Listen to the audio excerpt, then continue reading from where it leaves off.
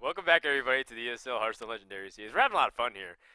Just chilling out, hanging, watching some Hearthstone, and hopefully you guys are doing the same exact too. So let us know at ESL Hearthstone or at AzumoQT at Frodan on Twitter. Coming up on stream is one of my favorite matches of the day. Not for the reasons that people conventionally know, but because I think it's a very good representative of the past and the present. Once upon a time, when Hearthstone first began, Savjz was a player who no one really knew about. He came from like a poker background. He played Warcraft 3 really competitively, and he just played a crap ton of Hearthstone, just like 20 hours a day, Yeah. super grinding, learning all the ins and outs. And then he just like eventually got invited to a few King of the Hills, and then he started winning it consistently. Started winning some opens. Went to like OGN, won that invitational as well, and just started like compounding like his success. And even like somewhere in the middle of last summer, he entered another open tournament, even though there were invites to it, and won that thing as well. So he's a guy that shows how the journey is from Hearthstone if you're able to dedicate yourself and be really good. And we have a guy that's going up against him that we don't know anything about. He's the most unknown player of today, and yet maybe he can make Savjz one of his trophies on the wall on his path to become a well-known player in Hearthstone. Yeah, LonelyLink, he made it all the way through the open bracket. We saw him compete yesterday in the Challenger Finals, and he actually took out Raynad for his qualifying match to make it to today. Yeah, or it would have been Raynad versus Savjz. Or it would have been Raynad versus Savjz. So it's I'm looking forward to this matchup. LonelyLink, I think, had the most decisive victories of yesterday. It seemed like he just played 3-1-3-0. extremely solid all around.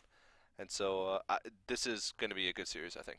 Before we go, we want to also update you on the standings to get you to check in on how things have progressed. We always say that we're in week 8, and well, we had a lot of points distributed out. In the end, Ping Ho, a player who placed second last week and ended up getting enough points to qualify, has opted to abstain from this week. We invited Firebat instead, but unfortunately Firebat has been eliminated by Tice. Now we have 4 players who also stand tied for second place. We only can take 3 of those members to land because we have 4 members from the points category. So Max, Chalky, Sandstorm, and Weifu will be playing a mini bracket tomorrow to determine who's going to be going. And it really stinks because it's basically a 4-man group stage, and if you're 4th place, you don't come. Yeah. Yeah.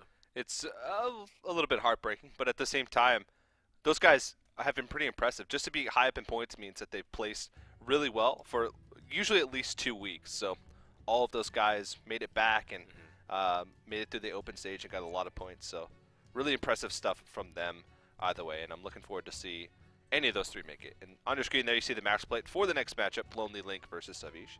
I do want to point something out, that the diversity that we've seen in this past week of Hearthstone specifically is actually like really encouraging. It's incredible, I think. Yeah. We're starting to see like 5 classes that are unique to the matchup and maybe 1 repeat. And it's not even Warlock. Like usually Warlock's the class that repeats, but people are starting to wean away from it, and I like that. It's just it's so good to see the metagame to have all different kinds of styles. You're not really sure what's going to be coming.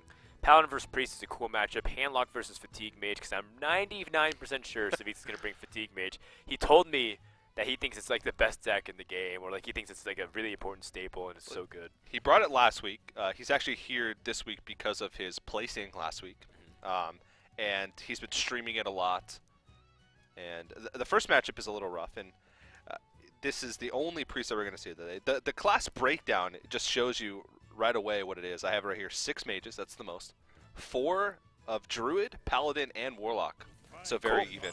And then 2 Hunter, 1 Warrior, 1 Priest, 1 Shaman, and then no Rogues. So the only class not being represented is Rogue. Last week we had everything. We need to invite Hype more often. Yeah, just to give some more diversity. Always play the Rogue. Yeah. You know, Dark Wanix also posted that he got number 2 Legend with Rogue too. So it's definitely viable out there. I think people have not settled on what they feel like is the best Rogue deck, but who knows? Maybe I'm actually pretty sure by land time for the offline finals we'll probably see a Rogue. Has to be a good deck. That's one of the few classes that people still haven't figured out the true innovation yet. Magic Amy plays some Rogue. She hasn't brought it very much, but when she was first... She actually loves Miracle Rogue a lot. Yeah, yeah. Man, what a start from LonelyLink, by the way. Yeah. He's got the Noirshire Cleric into the Injured Blade Master combination.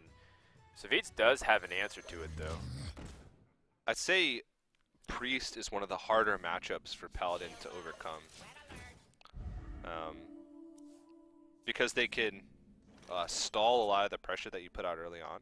Yep. And make it really problematic for you to continue to pile on pressure as the game goes on. And especially like Northshire Cleric stops you from using your hero power, which a lot of classes that Paladin plays against, they rely on getting a lot of value out of the hero power early on. Or even later in the game to make the opponent use cards to trade against your hero power, which doesn't cost you any cards. Priest, it's hard to do that.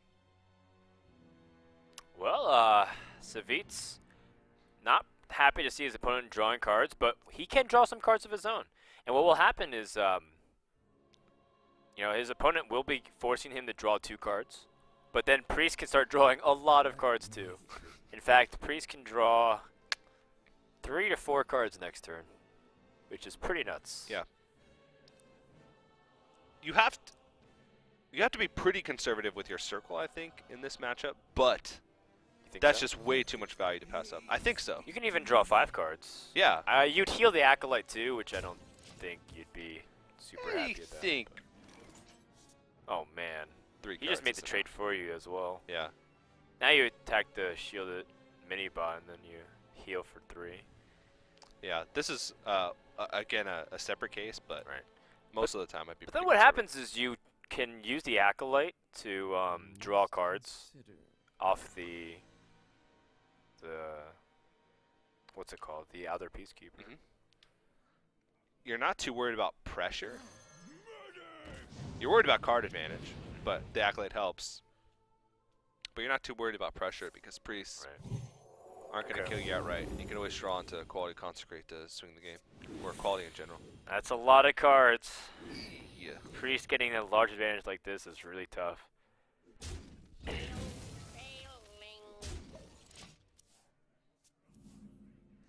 Sentient Shieldmaster is not a card that see often in at least mid-range Paladin. This might, well, Yeah, that's a good point. it might be more control style of Paladin. Well, it's just a good replacement instead of Pilot Shredders. It deals with Paladin Shredders well. Right. A 3/5 body is a natural predator to the Pilot Shredder. Yeah. The thing about Senjin too is that it's more consistent because the Pilot Shredder is a little bit hard and unreliable sometimes, especially against like Zoo and whatnot. Yeah. There's sometimes where you just get a 1/1, and then in most cases you end up wanting the Senjin anyway. I mean, LonelyLink's the only guy to play Priest, but he's also getting just ridiculous draws. Like, he's getting all, every single Northshire Cleric, and he's getting the combination. Like, when he played Priest, I remember him also having a similar start where it was just like, it was pretty nuts. Where he like ended the game on like turn 8 as a priest, which is absurd. I mean, Death Rattle Priest is like the only priest that can do that. But even Death Rattle Priest, that's just so ridiculous. Yeah, just Undertaker can grow a little bit. Just through the Sludge Belcher. He can grow next turn as well. With the second Sludge Belcher or Sylvanas, but Cabal Shadow Priest is a pretty fantastic card against Paladin. There's a lot of targets. Well, not necessarily next turn. There's only going to be a 1/1 available. Yeah. I'm saying on turn 6 in general in this matchup. Like shielded mini bot, even if you just take a hero power token, in a lot of matchups, sometimes you just end up playing it just a bare naked Cabal, just out in the wild. Sounds hot. Yeah, totally.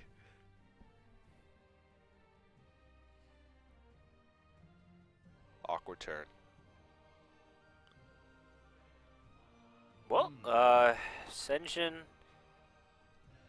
pretty much just gets run over, right? So does Harrison Jones, though. Harrison Jones at least contests, whatever it runs into it, it'll kill. Yeah. Senjin will like weaken everything just enough that like just Holy Novas or like some other thing. It's not really that strong. But you do get to squeeze in the hero power with the Senjin Shieldmaster. Just neither play feels right. Yeah, with Harrison though, I like that it really does challenge everything. The only thing about Harrison is somewhere in the back of my mind, I'm convinced the moment I play Harrison Jones, they thought steal a True Server champion. I kid you not. This is like exactly what happens every single time. I'm like, well, you know, there's never Harrison Jones in this matchup, and then it's like a scenario pops up where I needed it. Turn 7, bam, Yeah. Thought Steal, bam, True Silver Champion, bam, kills your Harrison. Right. You know, bam, I kill myself. Whoa, that escalated too fast. Yeah. Yeah. You don't want to spend a day in my mind, bro. Yeah, thinking about Tiger Moms all day. Good for you. Good for you. You're welcome.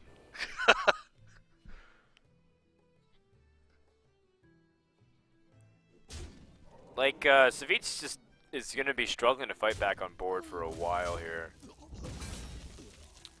He's gonna need an equality or. I think as a priest you care so much more about the board than you care about rushing the paladin, so I'd rather kill off the 1/1. Yeah, I definitely would rather kill off the Silverhand recruit. What's the rush? You know, this game is gonna last for another 4 turns, maybe 3 or 4 turns really at is. the latest. Really is no rush. I can also steal boombots with Cabal. Yeah, that's one of the more useful things to steal for sure. Yeah. Boombots is Savjz's way to try to fight back onto the board, but one of them will get stolen. More importantly, though, how does he deal with Dr. Boom? There's actually very few efficient ways to do it. There's a lot of bodies. Yeah. I that mean, have there's a small attack. there's not too. I don't think there's that too much of a rush to really deal with it. I mean, Yeah, maybe you just Dark Cultist and buff more. Yeah. And Loot Hoarder. Oh my gosh.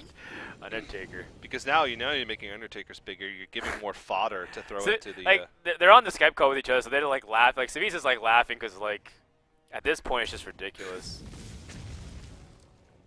how big that these boombots have gotten. Yeah. Good heads up call to go ahead and heal before he clears the second boombot. Wow. Oh, I was not expecting to trade it to Dr. Boom. I think Savjz is really happy about that, actually. Yeah, potentially he could have got those Undertakers out of range, but he didn't have the death rattles. I mean, he could have like Sylvana Shadow or Power Shield the next turn to bring one of them out of range, but sure. Oh, the Paladin Sky Golem. Yeah. I think he's hoping that at one point Priest starts rushing him, and then he can like get value off of Kel'Thuzad. Doesn't seem like LonelyLink's going to do that though. He No. seems to be playing very patiently and yeah, very board centric. yeah, making every trade that he possibly can. Making the trades how he wants to. What does Sky Golem usually get? For me, on average, like the average stats. Do you know? I want to say it's like an average of 8 stats. Yeah. Like a 4/4 is pretty common. Yeah. 9 stats I think would probably be above average. Because he'd be like a No Brewmaster way. or a Yeti. That is really funny. I really hope Savjz draws like lay on hands and just nuke something for 8.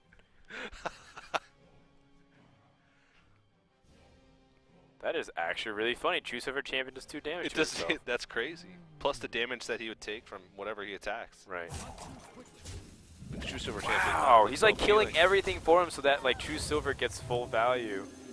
And he's that Undertaker could become problematic. Is he not going to buff the Undertaker? So True Silver Champion just wipes the Undertaker. Oh man, that definitely feels like a wasted opportunity in a way, because it's like the Undertaker, it had so much to live for. He worked so hard and traded. He got so straight much. A's. Maybe it's Savjz just thinking. Never smoked a joint in his life. Yeah. He's like captain of the football team, and he dies to a True Silver. That's not right. It's not right, man. I'm gonna write a play about this. Okay. Have your mom act. She's probably watching at home right now thinking, She's like, why does that man know so much about my life? oh, my mom knows everything about your life, Dan. What?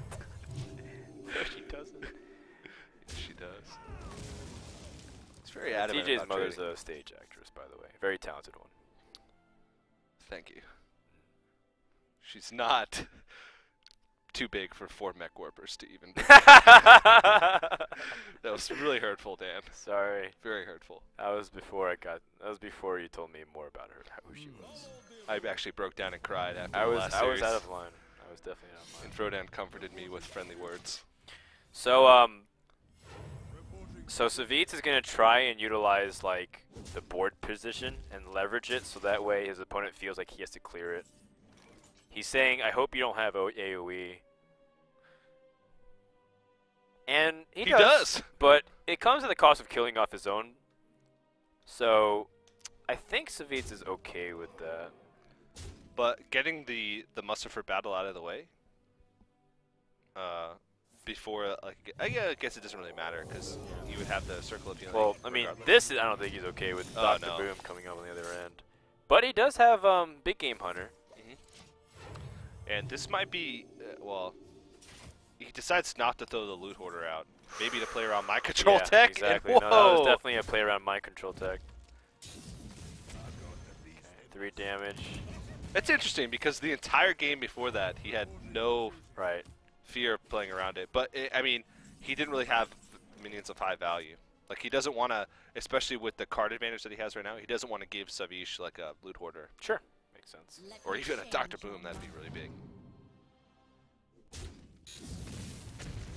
Oof. 4 damage. It's a lot. Yeah.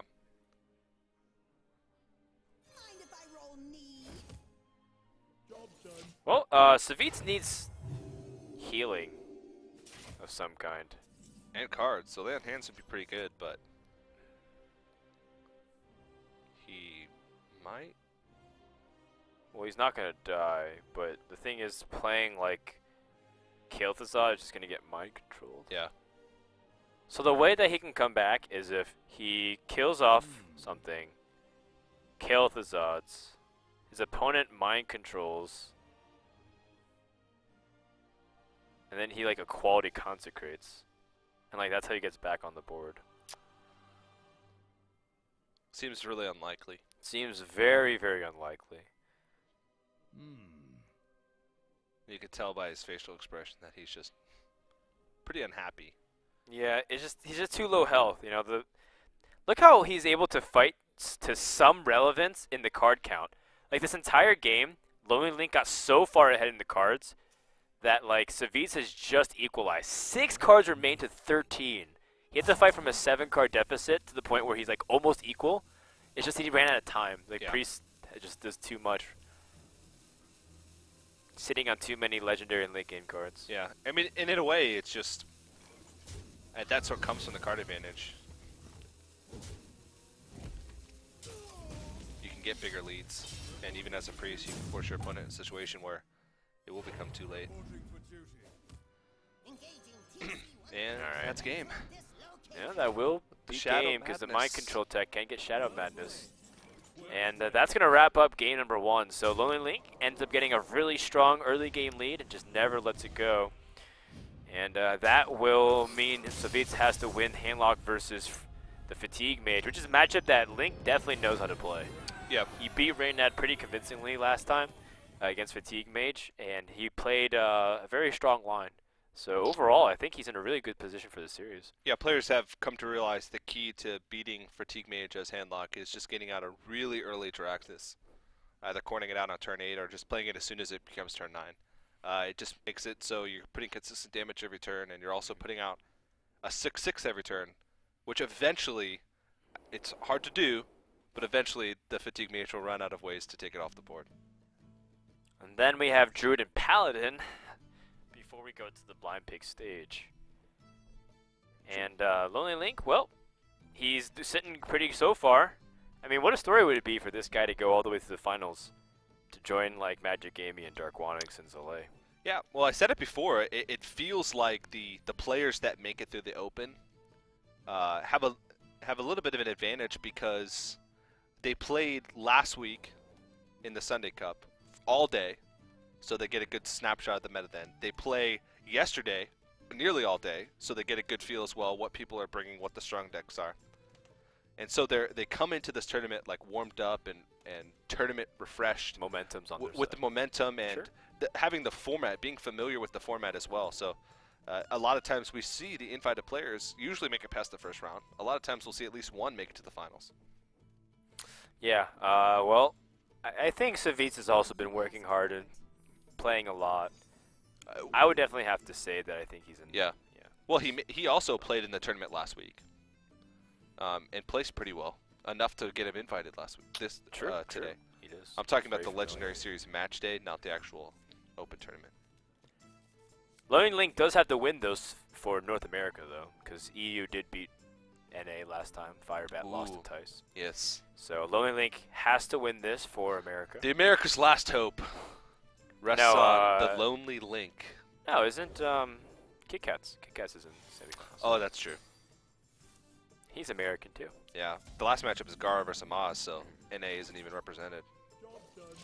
All right. Well, Doomsayer against Handlock is very annoying because you just throw it down on a turn that they're supposed to normally play a big threat, and it's like, well, you delay it. Yeah, even if they have the answer to it, like the Iron Beak Owl.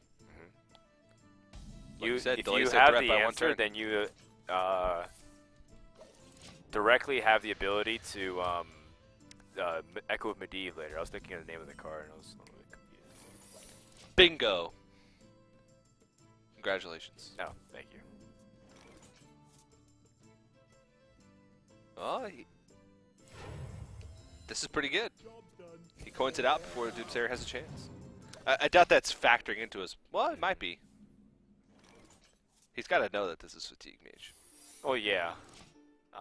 It has to be because Savjz played it last week. He streamed it a lot. He's been on record saying he thinks it's a really good deck. Curious as to what his exact plans are with like going about this duplicate process. And I think the double Drake is like just exactly what he didn't want to see. Because coining out the Drake is usually means like, oh, he doesn't have a giant, so I just have to worry about one Drake. But now he does. If he plays a Doomsayer, he has to Frostbolt as well. Unless he just wants to play it just to gain life. Could be a possibility. A lot of damage showing on Deathlord board. and Doomsayer. Deathlord could be a liability. Well, maybe not so much. Yeah. Well, now, LonelyLink actually shouldn't silence this. Oh, sorry, he should silence it. He shouldn't kill it. It's very tempting to just like, Dark Bomb, move on in life. because of duplicate. Yeah. If you silence it and leave it on the board, then Echo Medivh will... Oh, he's giving him a chance. Ooh hoo hoo.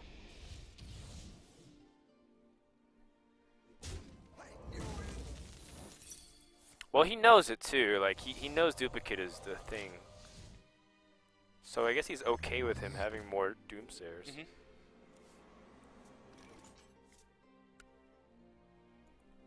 So Deathlord plus Doomsayer? In Fatigue Mage, what would be a more viable target? Well, I guess in his head he's thinking either way he knows he's going to have more Doomsayers. Mm-hmm. So right now, sometimes he won't have the option of being able to kill the Doomsayer. Sometimes he'll have to resort to silencing the Doomsayer. Sure. So even though he's giving him extra Doomsayer, he's That's a good lining point. himself up to be able to kill future, or be able to deal with future Doomsayers. What if this summons Jiraxis? Oh! No way! That is heartbreaking. Now, oh man, that is the key to winning. Well, this it's matchup. one of the keys. One On of the top keys. of just killing him because you have such a big board.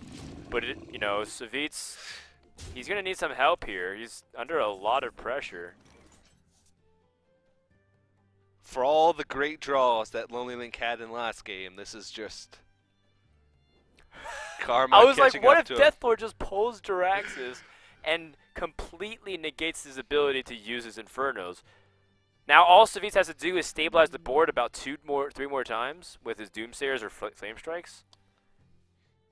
And maybe he's got this. If you just like Polymorph and then Deathlord, everything softens up enough. Like the whole point of Deathlord is to soften up the board for a Flame Strike or, you know, Blizzards. Maybe a Sheep. Wow, that is really unfortunate for LonelyLink. Actually, I feel for him right now. Yeah, and it's It's like, I mean, what are you supposed to do? you have to think I guess it's not the least likely thing, Right. because there's not that many creatures left. I mean, we have one Molten Giant, one Mountain Giant, one Sludge Belcher, Ancient Watcher. It's probably about maybe a little less than 10% chance, or around a 10% chance, I'd say. But it really hurts. Explosive Sheep is so that way he can get, like, his ideal scenario is that everything hits the Death Lord once for 2 damage. Or he can just play Explosive Sheep and hit everything for 2 damage.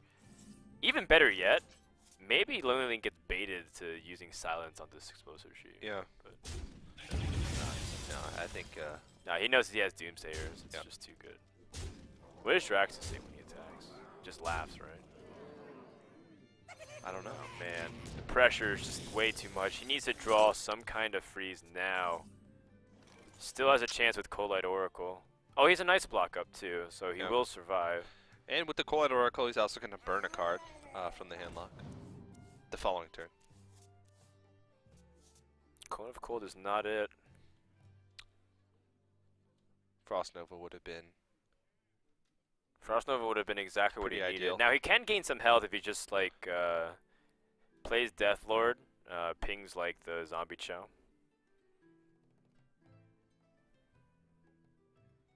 How much damage can he minimize? If he Cone of Colds, like Jiraxis, I think he'd want to ping the... Oh, no, he can't do that. Right. Never mind. how much does he take? He'll have 16 health. He'll take 13 from the Dr. Boom, and then anything with 3 damage, Hellfire Potentially, or the bomb Bomb. that he would kill in the process. is also a good point. It's rough. So, I mean, we said the key to this, one of the keys to this victory is getting an early Jiraxis, but I don't think we expected it that early. It's still tough, because it's still a 3-15. Yeah, I think Cone of Cold on the far left might be his best option here to survive. But of course, Hellfire might simply clean up. Sun Fury, not a big deal. Yeah, it's one of the best cards that he could discard, actually, I think. So this just needs to do 2 damage? Plenty. He doesn't want a Hellfire though, does he? He could Dark Bomb. Oh, he has Dark Bomb. I didn't Yeah. see that.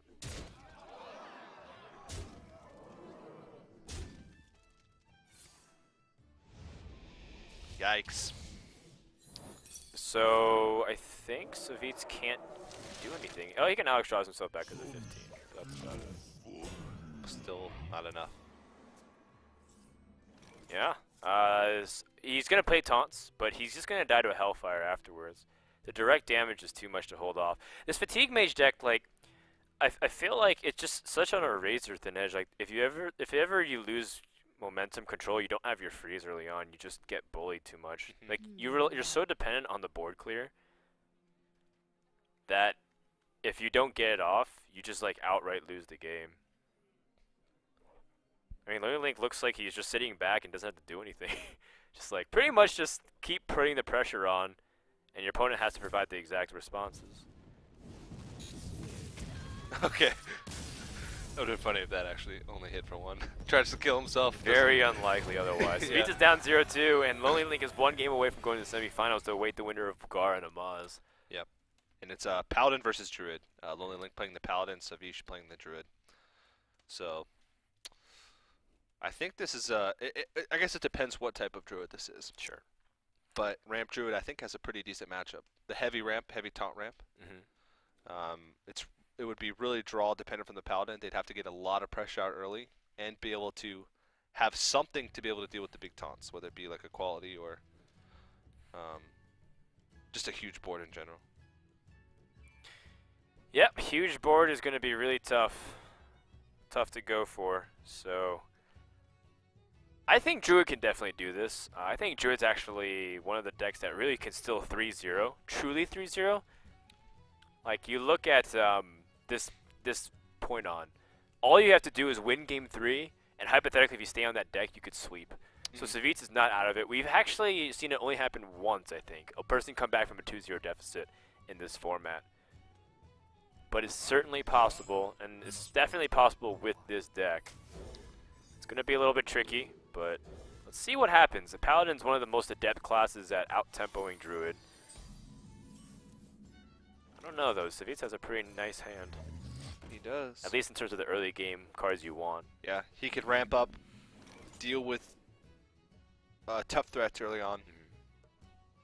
Has Innervate to bring on a big creature early, which can sometimes be problematic for Paladin. But right away, I think Equality is actually a really big card for LonelyLink to have early on. Well, Wild Growth is pretty much exactly what he wanted. And from here, it's just like a cross your fingers to play whatever's off the top. His hand is looking very situational otherwise. Yeah.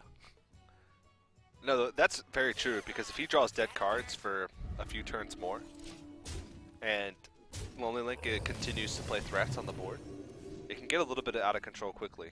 Ah, well, I mean, he's got a pretty decent turn, too. Yeah. Wrath for one. Hero power it. Okay. Yeah, I think it's okay still to spend his turn doing this. Even if he had that 4-mana minion, the Sen'jin Seal Master taunt up, it would get bullied pretty easily. This would still probably be the play. Right, because now he's actually up in a card because of Wild Growth is a loss of a card. Wild Growth is a pure tempo card, unless you want to go for the cycle at the very end, because you give up a card to gain mana. But now he's gotten it back. And he's starting to gain another advantage too through Azure Drake. Azure Drake does get denied very easy by Choose Over Champion, though. That's something you're always worried about on your mind. Yeah.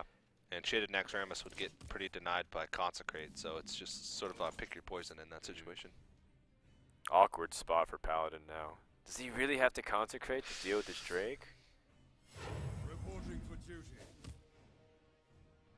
Do you cash in to avoid playing, like, getting swiped? It's tough. A lot of tough questions. Yeah. And I don't know, this Equality is also very strong. Like, Quality is one of your best tools against Druid's boards because Druids often have like 4 to 5 health cost minions.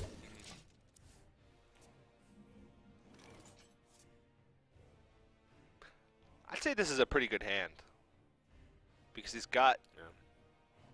It's very versatile. Yeah. He's got solid creatures to be able to deal with smaller threats. Sure. Without having to invest too much into Yeah, like something big that could get like Equality or... Yeah.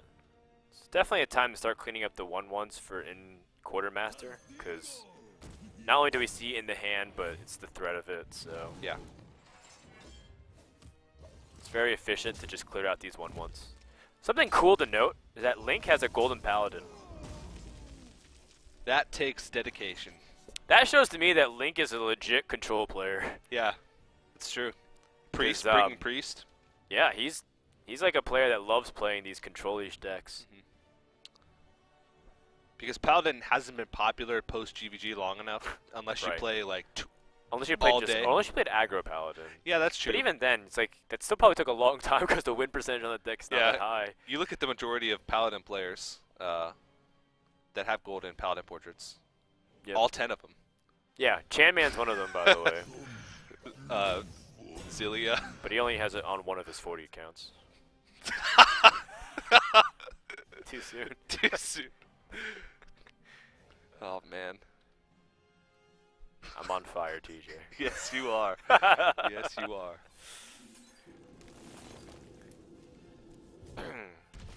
Wrathing for 2 to draw a card. Like, again, this is basically the exact opposite of what happened in the Priest versus the Paladin game, where like the Paladin got out-carded again. Actually, I guess it's the same, but the roles have reversed. The Paladin's getting out-carded by a lot of efficiency. And like now, like Consecration just kills 1 minion. It's like a quality Consecration, 2 cards for 2 cards, and these are like weaker minions. You know that there's going to be minions that you'd rather use Equality on, like Ancient of War, or Scenarios. To be honest, like Hero Power Pass seems viable, right? Just because you have Equality Consecrate, but that's such a dead giveaway, and the Druid can just sit back and literally just pass and do nothing. Right. Well, they're going to play a 3rd minion and then pass. Yeah. And the 3rd minion would be like Azure Drake, which pays for itself.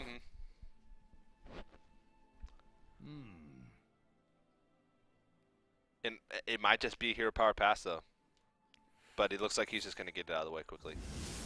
Yeah, it's just too risky. He still doesn't have confirmation that his opponent isn't playing the combo, by the way. I know we probably have a strong inclination that it's not, but you can't ever be too sure. Yeah. Double 5 drop is possible this turn. I'm almost positive it's coming out here. Yeah.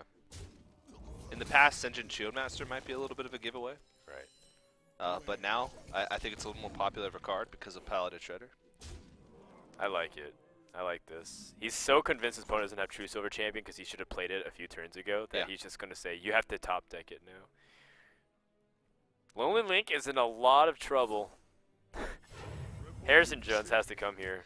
Or Quartermaster just feels like it could get swiped and pushed.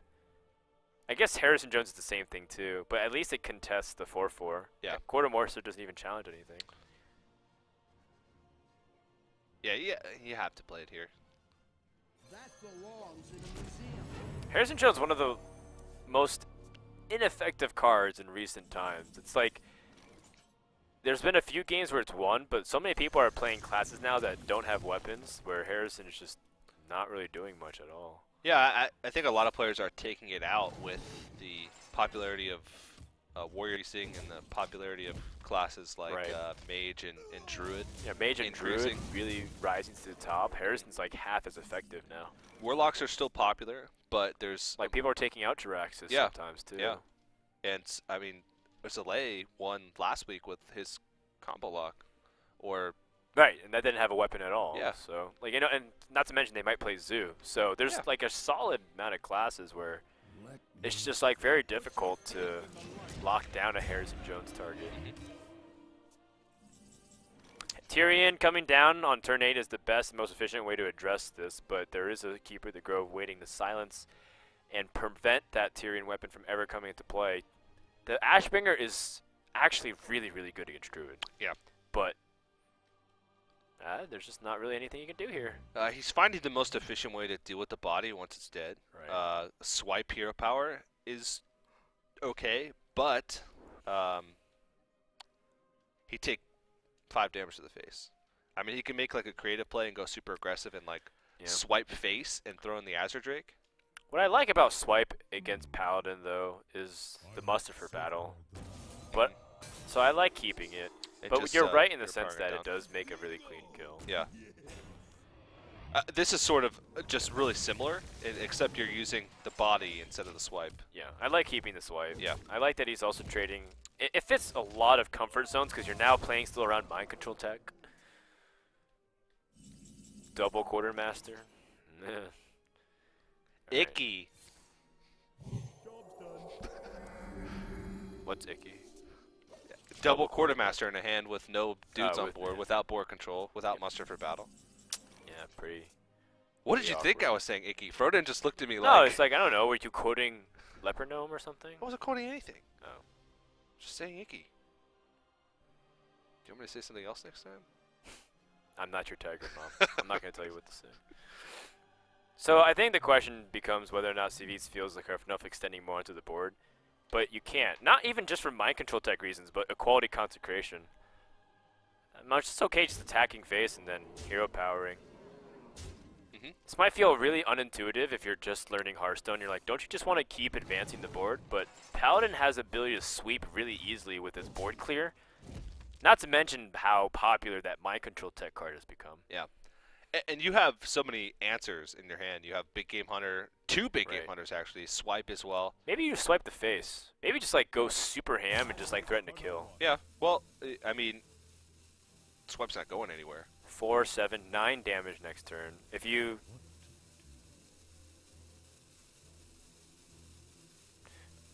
Nine damage. Yeah, you still have enough damage next turn to kill. Alright, he's just going ham. Sometimes ham is the way to go. Maybe not in this case, though. Well, Quality Consecration gives him a pretty meager board. He has like a Shield to Mini-Bot follow-up or a Pilot Shredder. I think Pilot Shredder is a little bit more versatile. at the same time, you have double Quartermaster in your hand. I think you want to try and start having Hero Master Good stuck on point. the Good board. point. I agree with that. I definitely agree with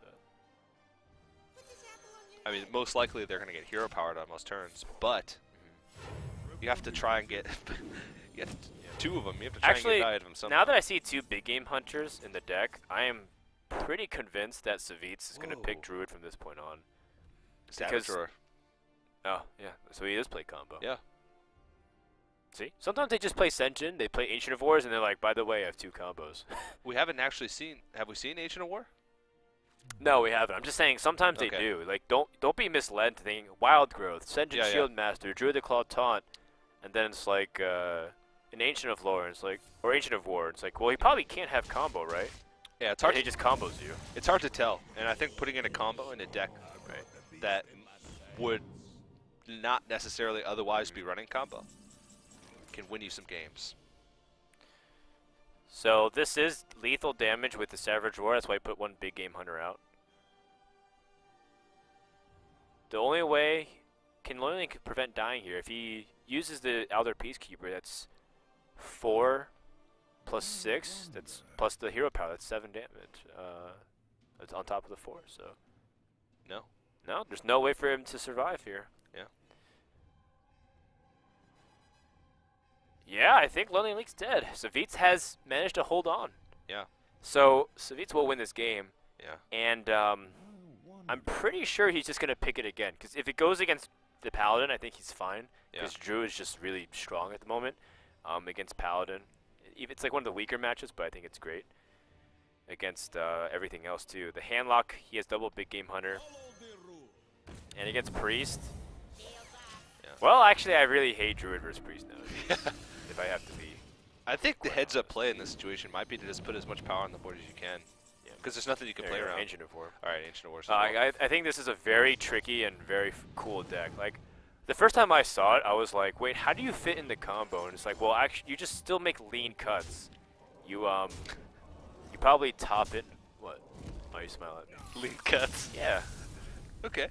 Yeah, some like good old beef jerky. Make some lean cuts. Yeah, sure. Jack Links.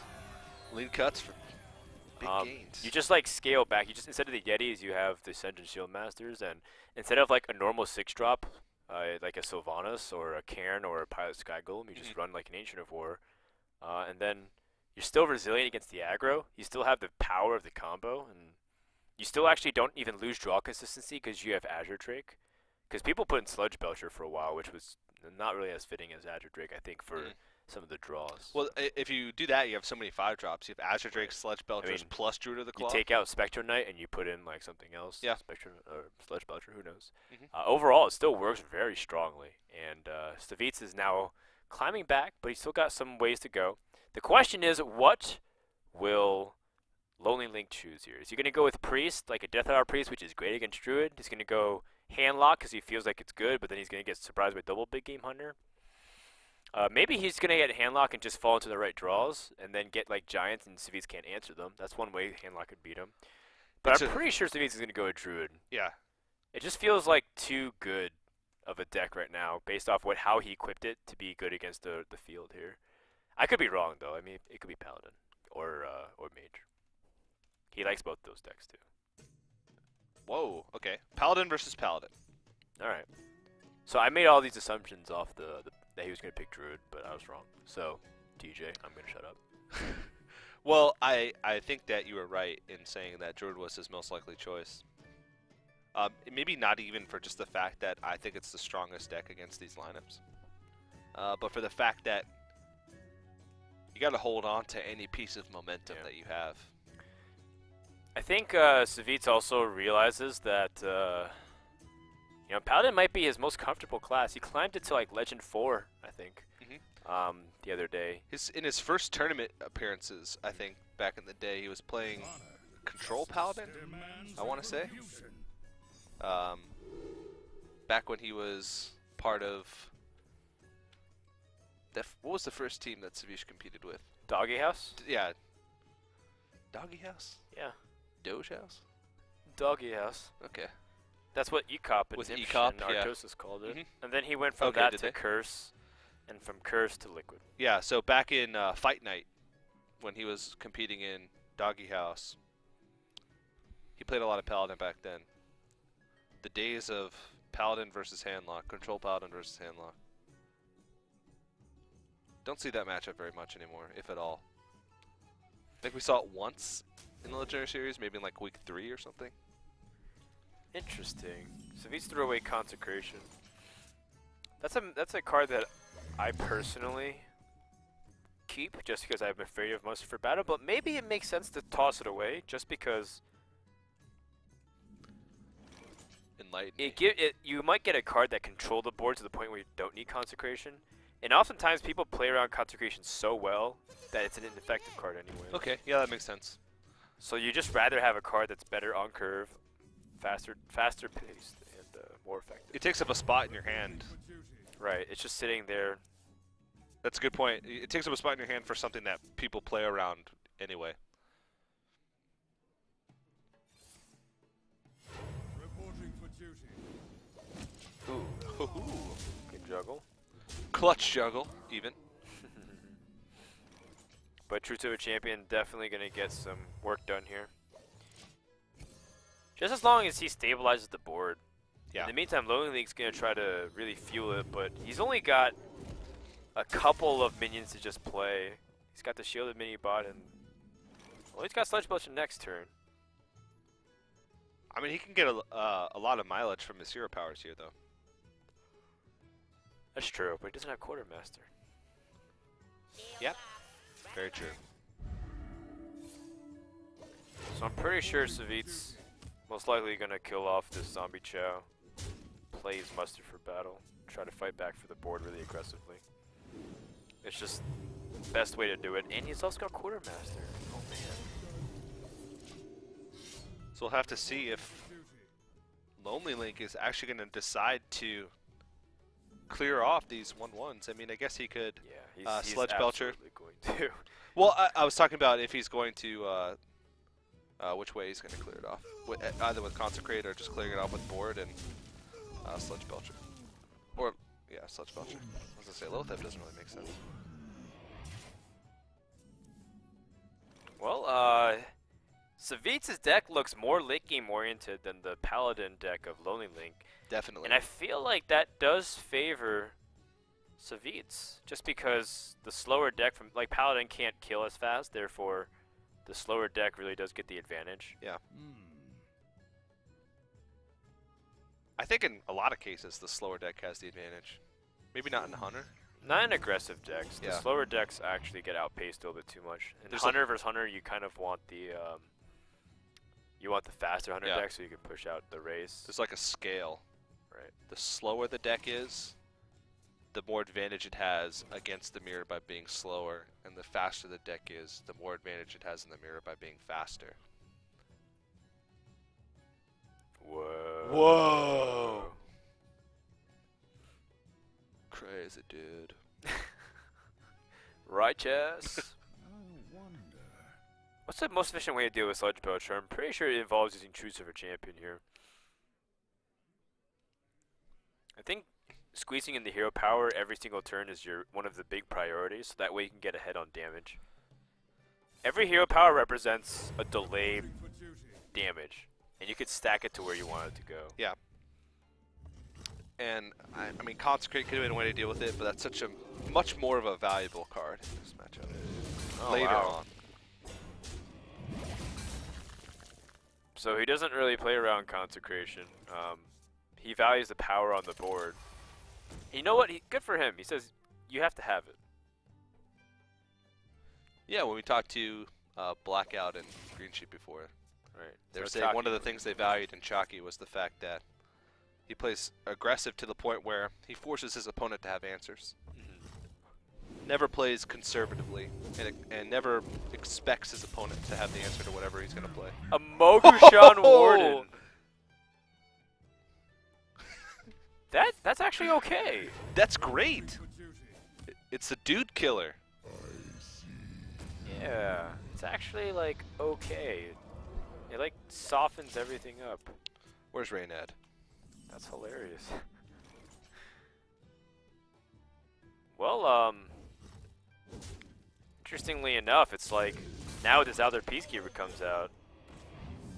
Be pretty decent, but then Quartermaster's here. Reporting for duty. But then Quartermaster extends into a Consecration.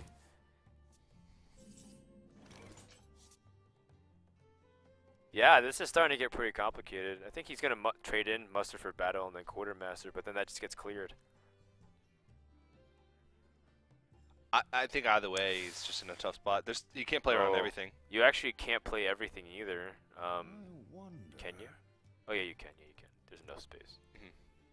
You have to suicide both these minions. The Okay. slime and the bot. Is there any other better play? What if you use Consecration here? Nah, it just leaves like 5 power on the board. Quartermaster play is like just so appetizing. It's delicious. And nutritious. Yeah, well, it's going to force out his... A healthy diet of Quartermaster per day. Reporting for duty. Silverhand recruits. To the dome. Jeez. Well, I am very certain that Savjz will not take this threat lightly. Have to equality consecrate here. Yeah, if he doesn't, then he wouldn't be dead, but it'd be very close. The good thing is that it goes even card for card, because Quartermaster and Muster for Battle does end up trading like sort of card value. The only thing is the Light's Justice, of course. Yeah. Cleaning up all the 1/1s, but Oh, you have Lay on hand, so like Savjz is gonna get way ahead. Way ahead. Yeah, and these cards are pretty situational for LonelyLink as well. I'd say Savjz is in a pretty good spot right now. Yeah. Until LonelyLink picks up a legitimate threat like Tyrion or something else. Or his he own plays Lay on 2 Hands. Sky Golems? Whoa! Oh, man. These Sky Golems are like, they're like mini Savannah Highmanes. Yeah. Or Cairns that have different pros and cons. Like, for one, it's got really good power. So, you know, Cairn sometimes just die to a Lotheb, for example. Yep. But this can trade well into it. And in some cases, it's more valuable. Since you're running 2, if Right. it draws a silence, Right. then you still have the second one. And it's a mech, so it gets some synergy with mech-related cards. Definitely. It's a death rattle as well. So it's pretty flexible. It's definitely, and it's cool and fun. Which is I don't know what about the Hearthstone fun is all part. about. I don't know about the fun part. The cards that give random drops, like Piloted Shredder, Piloted Sky Golem, Sneed's Old Shredder. 2 Lay on Hands! What? How does he fit all this in? What is he taking out? He runs double Quartermaster, double, and Pyromancers. Well, this is very control heavy. I actually don't know. I think this is a good read if you know you're going to be playing against So, a lot of other Paladins. He didn't draw either of his Lay on Hands against Priest. No. That's really unfortunate. With how control heavy he is, with double lay on hands, it's crazy that he lost to Priest. Like Yeah. in the manner that he did. That makes a lot of sense. What is this? It's the That's the mage that gives spell power, Yeah, right? yeah, It's yeah. stealth. oh man, it's the Oh, he's not playing around mind control tech. mini maids. There you go. He's not playing around mind control tech.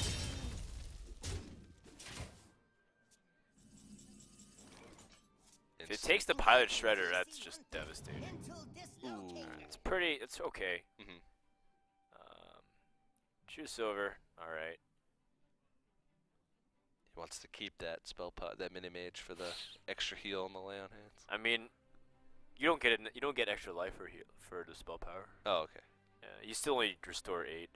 That's why it was confusing, because everyone said spell power versus spell damage, so they changed the wording to be spell damage. Yeah. And if Savjz is also paying attention, he won't hero power here. Oh, I guess he trades, so he will. Never mind. Reporting for duty. Swordsmith. It's Once funny. upon a time, that was put into. There's gonna be a lot of Suit swords it. given out. Check this out. Like Swordmaster.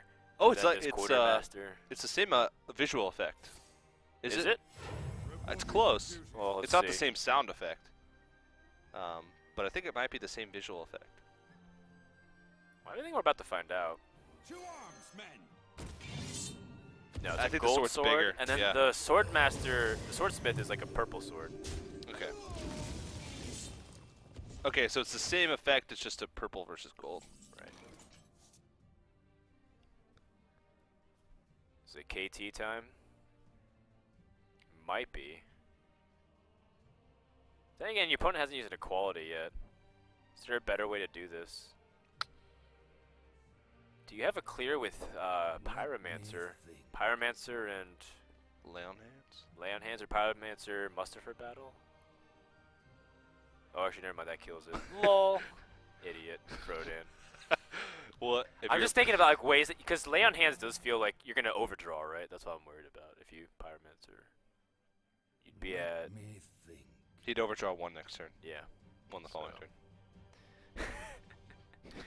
Well, if your opponent has 2 muster for battles and it's coming up on turn 5, don't have any other way to deal with it. Sure. I guess Pyromancer, well, muster for battle is okay. TJ, you just did me such a solid. I love you, bro. Thank you for making me feel a lot better about my previous comment.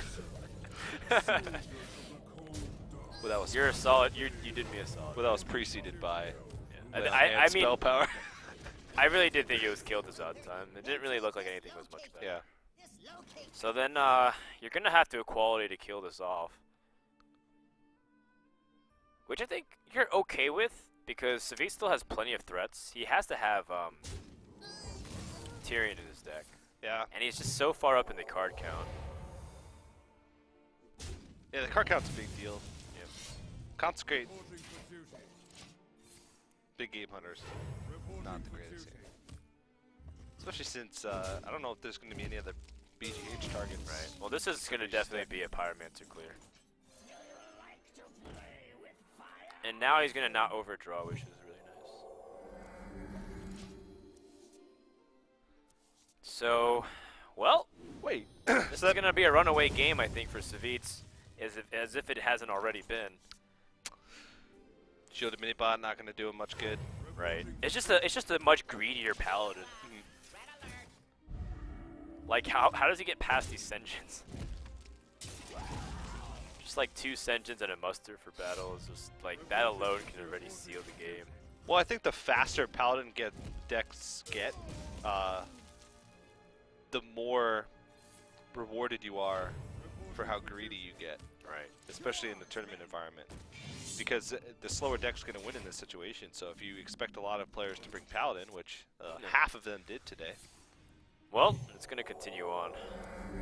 Lay on Hands is actually probably one of the best draws you could have asked for. Into Tyrion. Alright, so Reporting for and duty. he's still in this. Well, it takes out 1. 2, 5, 11, 12. Oh, that's very painful actually. Dr. Boom. Very, very painful. Because this eliminates his chance at... it doesn't eliminate... Well, actually, yeah, for double consecrating. Well, you can Aldar Peacekeeper, the Dr. Boom. yeah. No, you don't have enough mana to do that either. No, you don't. Yeah, if he double consecrates, he's dead. Dr. Boom is just too much here. If he Tyrion's, he's dead too. Right? Yeah. Oh yeah. If you Tyrion, then he just equalities and just like pushes through pretty Yeah, easily. well, from his perspective, Gotcha. he'd still be dead. Well, I think there's no way he's been cornered and Savjz is gonna tie up the series. then. If the both Boobots roll 1. Kind of.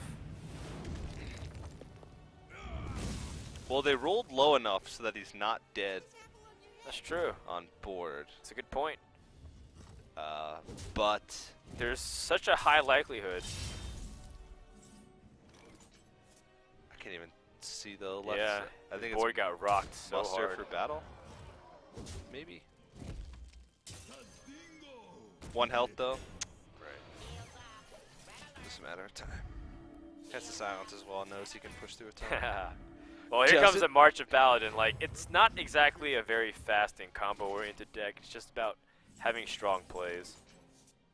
And now that both Consecrations has been used, he can't even clear it, even if he wanted to. So, what can LonelyLink do here? Can he survive? He's got 1 HP. He can play the equality, play the big game hunter, hero power, then concede. Put your faith in the light. Well, this is his best chance to survive, but looks like that's not even going to be enough. Just what's on board kills him. I've got the beast in my sight. Wow, Savjz going for the 10 out of 10 BM. I like it. Nice. And that's going to bring us to game number 5. 3 series and 3 game 5s. This week is very tightly contested. Mm-hmm. They haven't been super long best of 5s. Well, I mean, they have, because best of 5s or 5-game sets are innately long, but compared to previous weeks where we had 5-game sets where the last 3 games were Like Control 3-0. Warrior versus Hamlock. Right. Oh, yeah. I'm talking about like how the length of the series. They're just very competitive is a better way to put it. But do you think we'll see Paladin versus Paladin once again? Probably. I think he's okay with anything being picked here because this Link brought 3 control decks. Yeah. So Paladin is the king of control, supposedly, because you have equality and you have the hero power that scales into late game the best. Mhm. The only thing better than the Paladin hero power is the Jirax's hero power. And it's better by quite a bit. Yeah, but even then, he's got Harrison for the Jiraxes, so he can climb back in cards. Mhm. I think picking Paladin, the more I think that I analyzed how the lineup was a brilliant choice by Savjz. Yeah, because if LonelyLink picks Priest, it's going to be rough with the slower Paladin. I still think Priest vs Paladin is like a really close one. Yeah. But this well, we one's saw less in the so because it's Death Rattle, so it's much more about like the board. Yeah. And Priest can destroy it really easily. Like I don't think that Priest deck runs Thought Steal. We haven't seen it. No. No. We saw that he has a chance to change decks between yesterday and today. They don't have to bring the same decks. Right. But But he can't this change deck mid-series. You can't change deck mid-series. And this looks like very similar to the deck he ran yesterday, and yesterday we didn't see Thought Steals either. So. Wow, a double fake. So Savjz switches to Mage, and LonelyLink switches to Priest. I think this is a pretty good matchup for Mage. You think so? Yeah.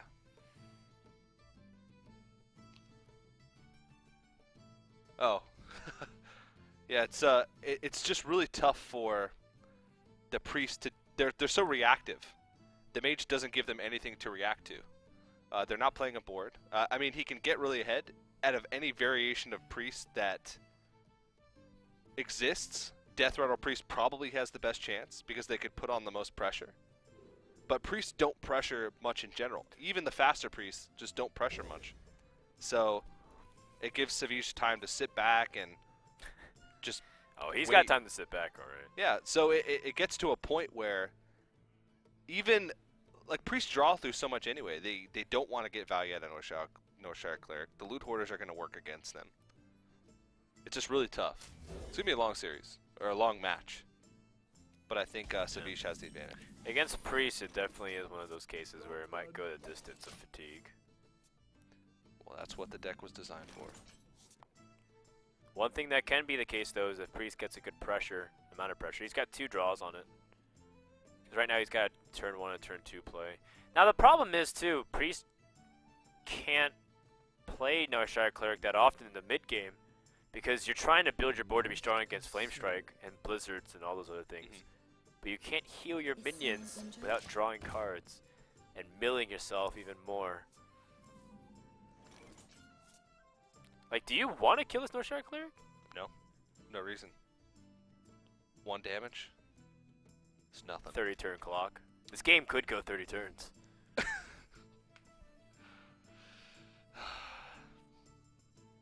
I think actually I want to keep the Northshire Cleric alive, like if anything. Yeah, there's Or even tempt it. Maybe ping it so that he heals it. you can just ping it once and then just leave it like that. Now, Ysera, I think, is a really good card for this matchup. But Yeah. you have to get to a point where you've baited out the polymorphs. Assuming your hand's not super full. It's a good draw, though. Yeah. Actually, that's a really good draw. Is it really, though? The Injured Blade Master? Yeah, because Circle Oh, of I Healing thought you were is not talking good. about the... Yeah. Power shield.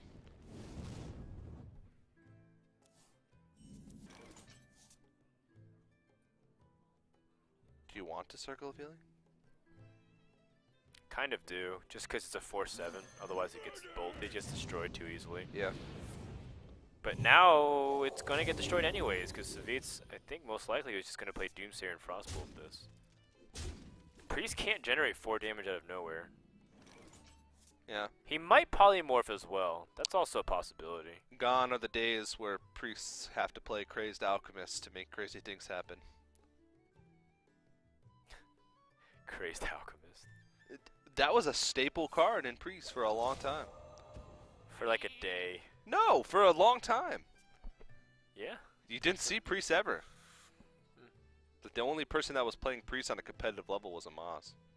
And Crazed Alchemist was in nearly every competitive deck that he brought. Fair enough. I wonder how much of impact Ysera will make, because it obviously won't get played if he has too big of a hand, because then the card would be useless. Yeah. But the body's resilient. Savjz just used polymorph. It's super late in the game. It's in a similar vein as Jiraxis is in Handlock, where it can be just a threat generator. Where if it's not dealt with, then you can put out a threat every turn that forces the Fatigue Mage to be able to deal with it, because it's not designed to deal with threats outside of the ones that are confined to the 30 cards.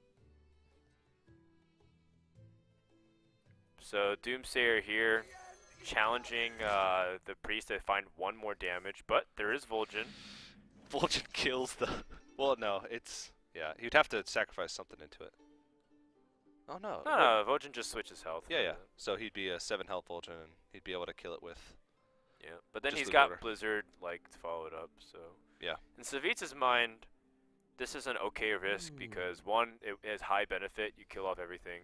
Second is, you still have ways to follow it up with Vol'jin, and 2 Sheeps, so you've got 6 AoE damage. Pretty sure Vol'jin comes down though. 6/7. It's a Boulder for Stoker. 5 mana. It's pretty good. Pretty good. Yeah. Not And the most... Blizzard. The Death Lord is an interesting draw because I think that's something he really does need. He needs to start putting stuff on the board to like soften it up so that way his Explosion G is much more effective. Yeah, But then Death Lord is like one of the most, Cabal like Shadow one of the Priest. hardest, Yeah, because the Cabal Shadow Priest, one of Yeah. the hardest cards to like figure out the timing of, because if Priest has Cabal Shadow Priest, you're in big trouble. Yeah, because all the cards in your deck, or all the creatures that you have in your deck are like immediate impact type creatures. Like you don't want Deathlord to pull. I guess Doomsayer wouldn't be the word. Well, no, yeah, Doomsayer would be pretty bad. Or like anti-Killbot, or even like Cold-Light Oracle, because especially against Priest, Cold-Light Oracle could act as like a win condition later on in the game when inevitably you're getting to fatigue. Interesting. 2 Death Lords.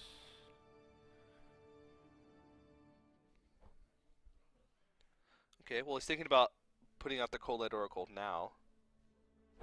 What does that give you? I think I think Death Lords are fine. Yeah. 2 Death Lords are even fine. Because if you Cabal Shadow Priest 1, you still have another one to soak up damage. I guess the problem would be if what would happen if it summons a minion that he can't deal with, and right now he doesn't have a very strong hand / board. It's true. Okay. And that's a good thing too. It's also the more mana efficient play. That's something to be noted for sure. With these kinds of decks, you have to really try to make as much as the most efficient and effective play possible. Just seems like Dr. Boom turn. Well, I don't know, because you'd be overextending a little bit. But Dr. Boom on turn 7, there's not many plays that just feel as good as that. I like Dr. Boom. I don't think the Death Rattle like buff on the Undertaker matters as much as getting the 7/7. Yeah, that's what I was thinking about. but he's gonna opt to just play it slow. Would you at least play Undertaker? Guess it doesn't make sense because Undertaker would come out next turn for 8 mana. Yeah. Sludge Belcher, great card to have right now. Savjz needs to eventually tackle his card draw mechanics like Echo of Medivh or the duplicates.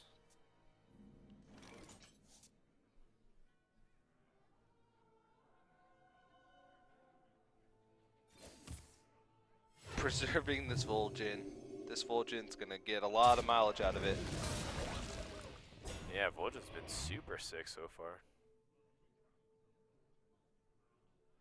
Well, if you Ball didn't, Shadow Priest to steal the 1/2, it's not worth it, I think. There's No. so many other targets that you'd rather take. yeah, Deathlord especially.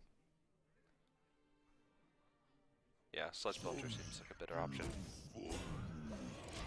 Yeah, he knows his deck. He knows the ins and outs of this deck, so he knows that holding on to Cabal Shadow Priest for Oh, a more viable target. Cold Light Oracle.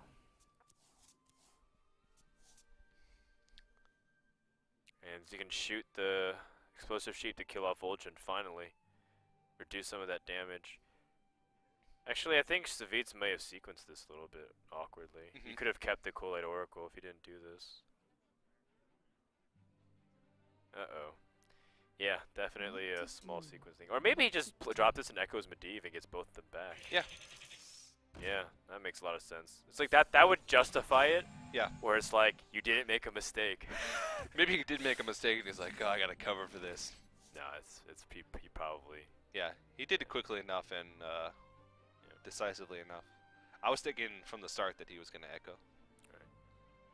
So very wisely, I mean, LonelyLink makes sure that he's not going to be drawing excessively. He's at a full hand already, but he's not going to mill more cards. Like, this is why you can't drop Ysera. Because then your opponent, you already know your opponent has a Cold Light Oracle in hand.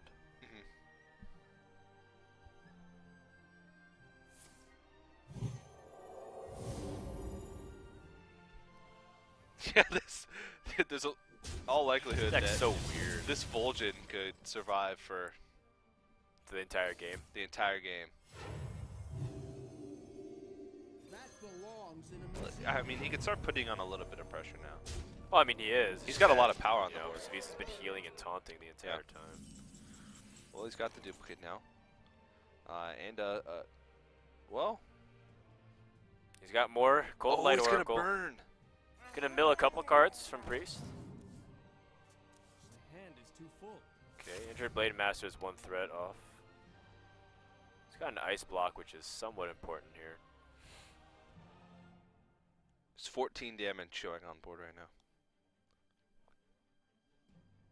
Yeah, that's a good observation. So with 14 damage, you have to address this. No AoE, no Doomsayer still. He's got some ways to do it. He's got Deathlords and Sludge Belcher. But Sludge Belcher could be a liability. He has to deal with it somewhere else because Shadow Madness would just outright lose him the game. This way, he still blocks some damage from the Vol'jin, but ends up keeping himself safe. Still, he feels like this is a turn to develop the ice block. And I'm okay with that. This is so Shadow or Death. Not that useful. Yeah. This is the turn where I think LonelyLink might be able to just develop something just because he wants to toss away cards. Dr. Boom. Yeah, Dr. Boom is fine. I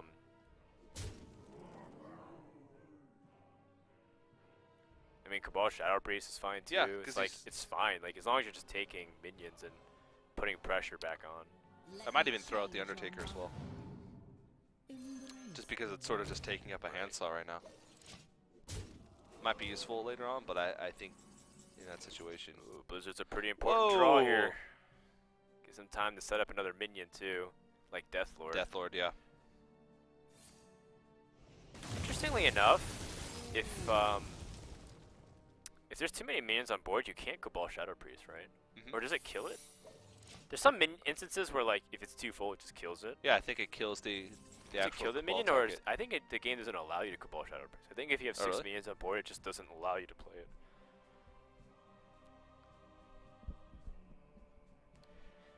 LonelyLink draws a Dark Cultist, another card to build up the strength of the board, but it still looks like he's got plenty of cards in his deck. So I don't think he's still in challenge of getting fatigued anytime soon. I have no time for games. He didn't draw any cards early on from the Northshire Cleric. He's, I think, like 1 card behind, just because of the 1 powered shield that he used.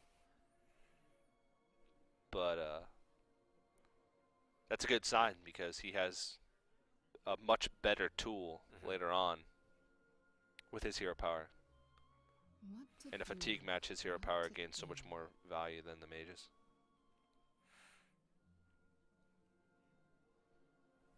Savjz really needs like Flame Strike, but just doesn't have access to it right now. And even if he got Flame Strike off Cool Light Oracle, it's just not enough to clear the board, prevent him from doing too much damage. He might opt for an Explosive Sheep and a taunt play here, but whiffs for the Cool Light Oracle. Oh! That's pretty convenient. It's exactly what he needed. Yeah, how many How cards? many cards remain, by the way, in each deck? 9 versus 5. Oh wow, so the priest actually did draw quite a few more. Oh, Loot Hoarder. Yeah. Is there a way to deal with this? And he did that Circle of Healing play as well, so yeah. Missed a couple. See, you can't Cabal Shadow Priest because there's 6 Yeah, minions on okay, the yeah. board. If it'll kill the minion if it was a like a Death Rattle effect and something Yeah. needs to trigger. But if you have to play it from your hand.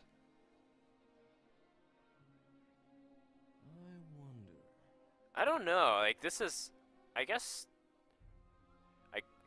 Northshire Cleric. yeah. Wait. If you toss in Zombie Chow, does that do 5 damage to him? Yeah. Oh no. Because it Wait. dies at the same time, so it doesn't count. Does Because he the has play Zombie order- Chow. He had a Zombie Chow and a Cabal Shadow Priest. Not Cabal Shadow, the Arcanine Soul Priest. I'm pretty sure that if it dies at the same time, it heals you instead of kills. Or it Okay. could be the order of the death. Well, I don't know if it would have been. I guess the Zombie Chow is going to be a liability later on, so you want it to die. But I think the Yeah, but I'm saying that's why don't you just toss in the Zombie Chow so that it does 5 damage as a nuke with the Arcanine? Or it probably doesn't work like that. that's another interaction. It's a pretty difficult one. Yeah.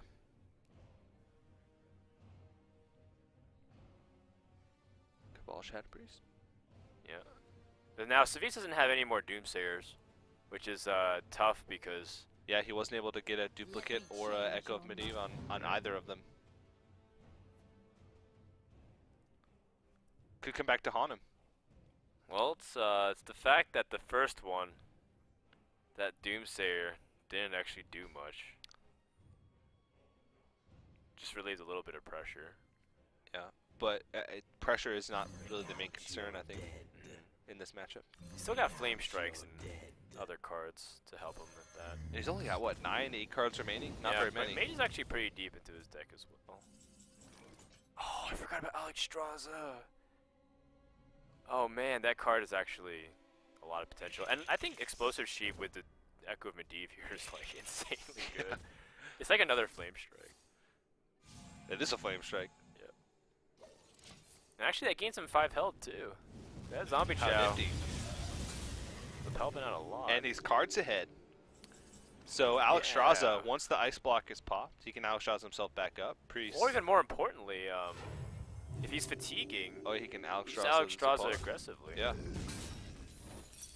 You have to be careful with that, but again, he's 5 cards Aw. ahead. I think Colento was the player that was utilizing Alexstrasza in the Fatigue Mage. And he got #1 legend with it, EU. So this How shows long me did that that Savjz take was him? paying attention. Huh? How long did that take him? I don't know. Probably a few weeks. That's He true. That's actually really funny to get #1 in legend with Fatigue Mage. Mhm. But that's also Colento for you. Yeah. Oh, what a draw. Nice. Alright, well he's gonna try to get the Explosive Sheep down to kill off some stuff. Ooh, and Bot biting the dust. That actually does suck. Yeah. Well, it's pretty painful, not only because he's not going to get the battle cry effect, but also just because it dies in the process from the Dewbots. Sarah might be his only chance to actually push for a win, but then it gets polymorphed.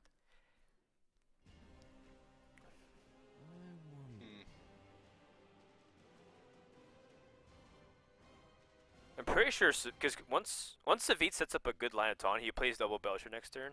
Assuming there's no big threat, then he just Alex Straza and sits on that. Yeah. And you're going to be on fatigue. And he'll be on fatigue 4 turns sooner.